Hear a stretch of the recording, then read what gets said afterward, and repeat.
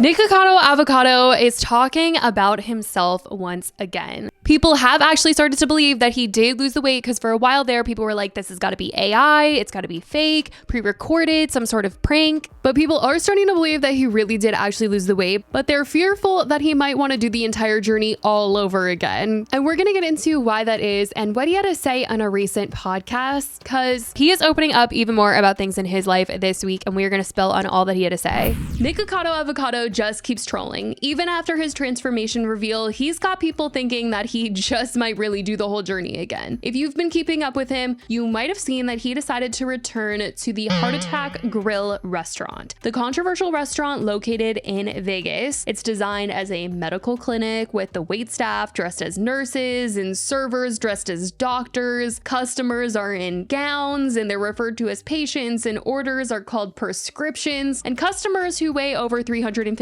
pounds, verified by stepping on a scale at the entrance, eat for free. This is one of the restaurant's most controversial promotions, and Nick at one point did eat for free, and this time he was returning to the restaurant and was kind of joking about starting the whole journey all over again. At least people were hoping it was a joke. Get on, here we go, road to recovery. My goal is to be back in the 400s, and we're gonna do it all over again. Let's bring it on. We've got the finest nurses bringing the best possible aspects of the Heart Attack Grill diet. Please don't disappoint. We'll start out with a little... Don't you want to be 400 pounds again so you can eat free? Yes, I do. You need to follow our protocol. I do. I want to be 600. Yes. Those are the goals that we need. That is what we need. By these bites. People commented on the video saying, please tell me you said that just for fun. But with Nick, honestly, people never really know what he has coming, so he could be serious. We just don't know. Everyone is hoping that he's just kidding though. Now, with all the trolling he's done over the years, he did want to address some things from his past and also his weight loss journey when he sat down to record a trial podcast episode with YouTuber Karlee Steel. And he was actually answering some things that people have been dying to know. Like, what the heck is going on with him and Orlin? Are they together? What is the deal? Over the years, they've made videos together where they're fighting, throwing food at each other, calling each other names, accusing the other of cheating, and so much more. People hadn't ever really known what to believe when it came to the two of them, whether they were dating, married, broken up, or what. And he hasn't exactly been talking about Orlin much since his reveal, so people have been curious, like, what happened? And on the podcast, he was finally talking about the two of them, and it seems that they're still together. But here's where it gets interesting. Nick addressed the backlash that they faced for all those staged fights in his videos. The ones where they're yelling, throwing food, and sometimes crying or fake crying. But people have accused them over the years of making light of DV situations. And people have not loved that he was doing this all for content. And Nick was addressing this specifically, defending it, saying that they were just acting, playing characters, and he didn't understand why it was such a big deal or why people were saying that they were mocking DV. I got obviously a lot of hate over the years. Yeah. Oh, you shouldn't be doing this. Don't make fun of this. Oh, poor Orlin, you threw a noodle at him. Okay, that's what I want to bring up. People would be like, oh, he's mimicking DV. Oh. Or it's triggering.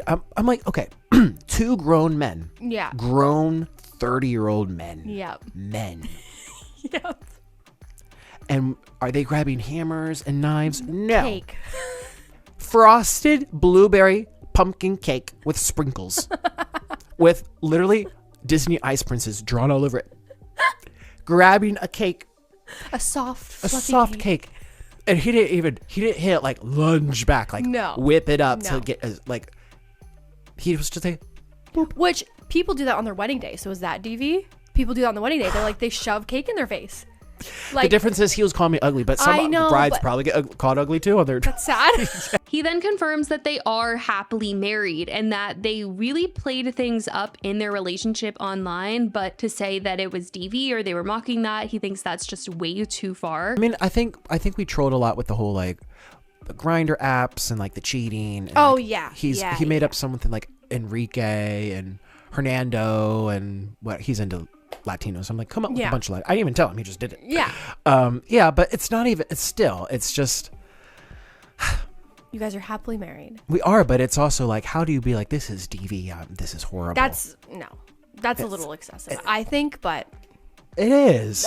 It just is. Nick tries to say that it's no different than in movies when things are acted out, and didn't get why, because he was posting this on YouTube, why people were taking it so seriously, why it was offensive, and saying that, you know, people don't walk out of movies if they see things acted out that they don't like. So it's like, what was the difference here? And be like, oh, they were acting the whole time. Well, so that's like half the movies. I always say, like, do you just walk out of the movie theater because you're so upset someone acted out?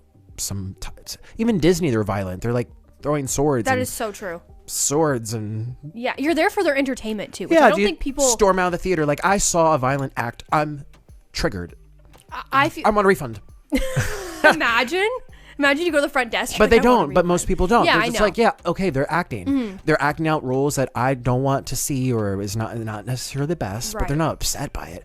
But so why is it okay for actors on the movie screens, but it's not okay for social media on the iPhone screens? I think that's the problem. Is I think people they think it has to be real because it's on the iPhone. Yeah. It's interesting that he says all this though, because at one point in the podcast, he was talking about how people didn't even think that he was acting in his videos and that this was really how he was. So, I mean, even he could admit that not everyone knew he was acting things out. And I do think that there was a good majority of people that were watching Nick's videos and thinking, why is he posting this? Like, the fact that he is making videos about this kind of stuff, they didn't like it because honestly, some people probably thought that that was real.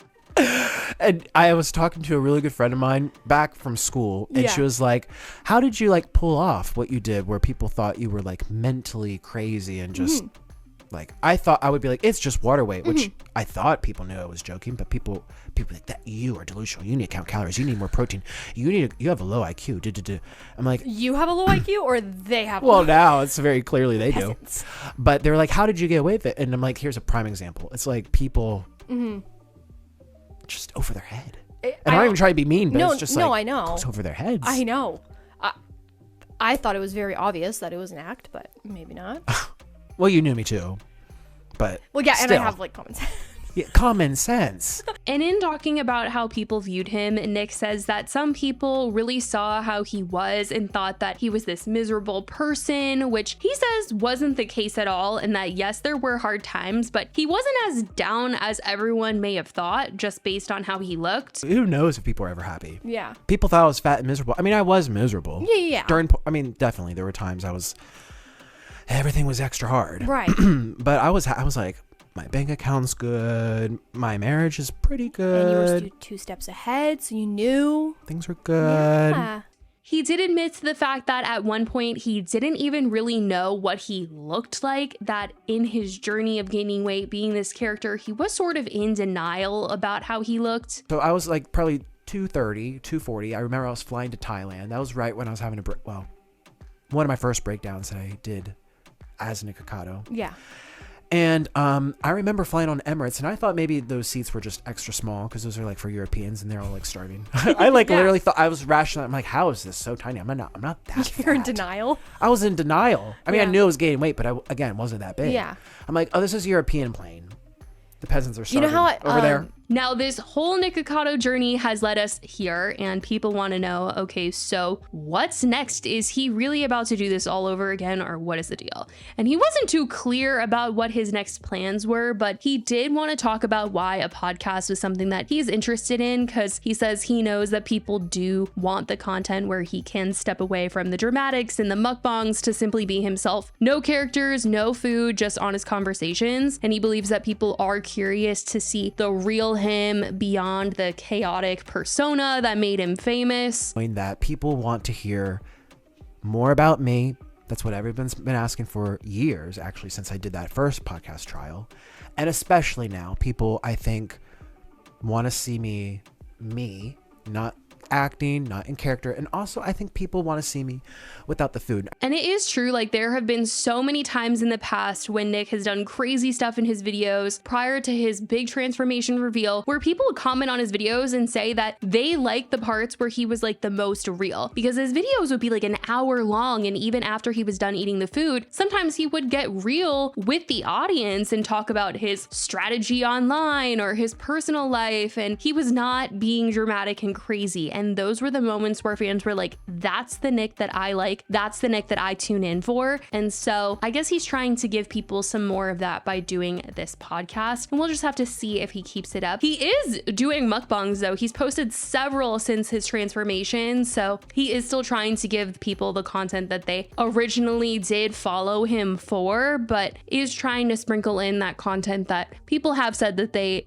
prefer.